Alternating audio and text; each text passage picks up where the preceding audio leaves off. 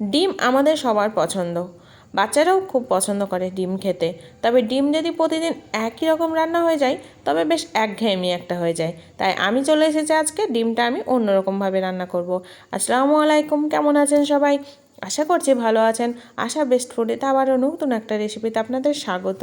আজকে আমার রেসিপি ডিমের অর্ধচন্দ্রিমা। এই রান্নাটা কিন্তু আমার নিজের রেসিপি না, এটা আমি অন্যজনের দেখেছিলাম, তাই আমি ভেবেছিলাম যে এটা আমি বানিয়ে আপনাদের সঙ্গে শেয়ার করব। তাই আজকে চলে এসেছি আপনাদের সঙ্গে শেয়ার করতে। অবশ্যই আশা করছি অবশ্যই আপনাদেরকে ভালো লাগবে, আর ভালো লাগলে প্রতিবারের মতো লাইক শেয়ার সাবস্ক্রাইব করতে ভুলবেন না যেন। তো আমি এখানে কড়া নিয়ে নিয়েছি, কড়াইয়ে সাদা তেল দিয়েছি, সাদা তেলটা একটু বেশি দিয়েছি, অবশ্য আপনারা সর্ষের তেলও দিতে পারেন। তারপরে আমি সাদা তেলটা একটু গরম হলে ডিমটাকে এইভাবে হালকা করে ভেঙে দিয়ে দেব, যাতে ডিমের কুসুমটা যাতে না ভেঙে যায়। ডিমের কুসুমটা ভেঙে গেলে কিন্তু এই রান্নাটা হবে না। আমি এবার ডিমের উপরে স্বাদ মতো লবণ, না লবণের একটা ছিটকানি দিয়ে দেব, যাতে ডিমটা একটু স্বাদ লাগে খেতে। তারপর ছলনি দিয়ে যতটা পারবো আমি গোল গোল করে দেব, কারণ এইভাবে তুললে ডিমের কুসুমটা গলে যেতে পারে।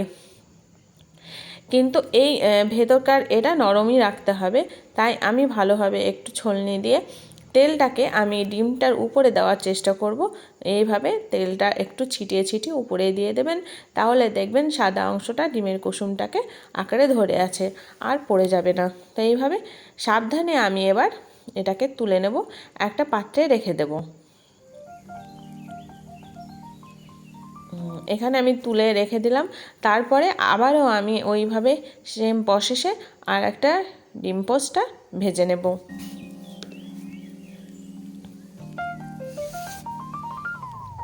এইভাবে আবারও আর একটা হয়ে গেছে আমার, এটাকেও আমি খুব সাবধানেই তুলে নিচ্ছি।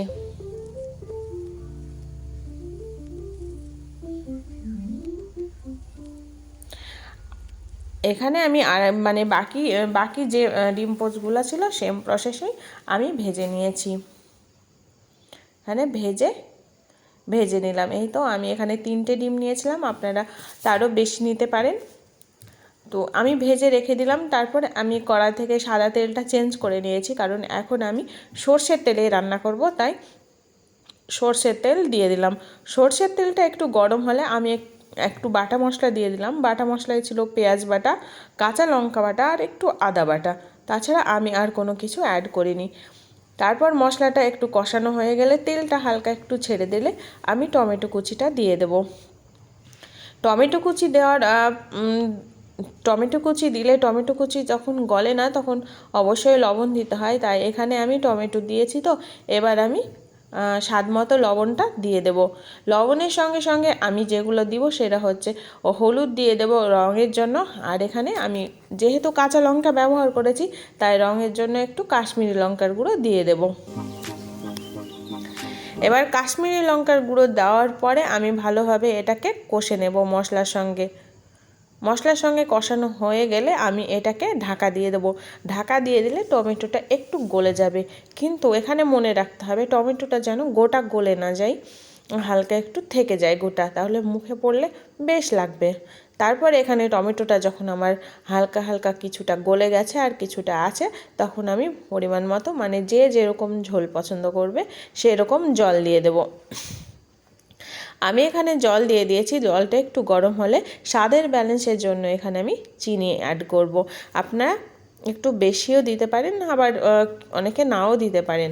তারপরে এখানে যখন বলক উঠে আসবে আমি এই ডিম পোস্টগুলো নিয়ে চলে এসেছি। বলক উঠে পড়েছে, এবার ডিম পোস্টগুলো আমি হালকা হালকা করে দিয়ে দেব।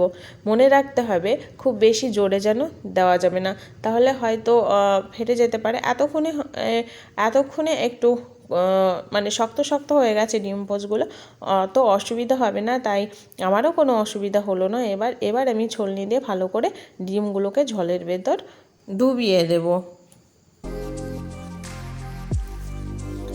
তারপরে আমি গ্যাসের ফ্লেমটা এখানে লো করে ঢাকা দিয়ে দেবো কিছুক্ষণের জন্য।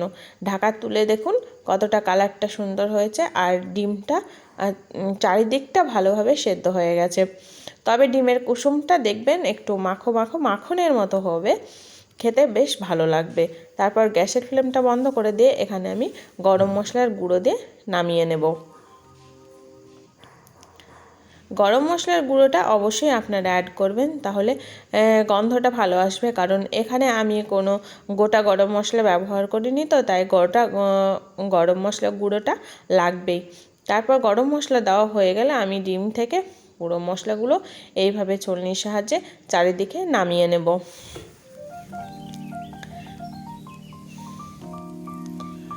এই তো নামিয়ে নিলাম। এবার আমি এই ডিমগুলো একটা ট্রেতে সাজিয়ে নেব। তো আজকে আমার এই রেসিপিটা কেমন লাগলো অবশ্যই আমাকে কমেন্ট করে জানাবেন। আর আপনারা অবশ্যই বাড়িতে রান্না করে দেখবেন। আমি আশা করছি বড় থেকে ছোট সবাই পছন্দ করবে। আর ভালো লাগলে অবশ্যই আমাকে কমেন্ট করে জানাতে ভুলবেন না।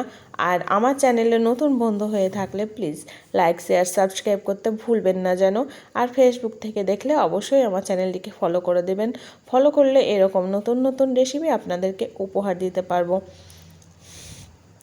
তো আজকে এই পর্যন্তই, আবার আসবো একটা নতুন রেসিপি নিয়ে। ততক্ষণ পর্যন্ত ভালো থাকবেন, সুস্থ থাকবেন, নিজের প্রতি খেয়াল রাখবেন। আল্লাহ হাফেজ।